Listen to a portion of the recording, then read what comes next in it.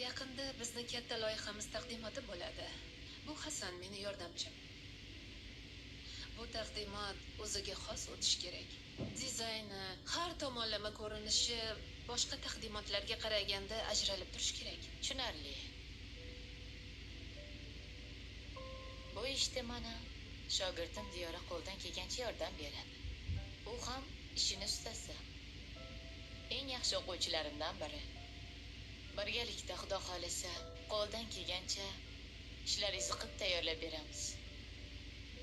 Meni hozir biroz ishlarim bor edi. Yordamchim Hasan taqdimot qayerda bo'lishini sizlarga ko'rsatadi.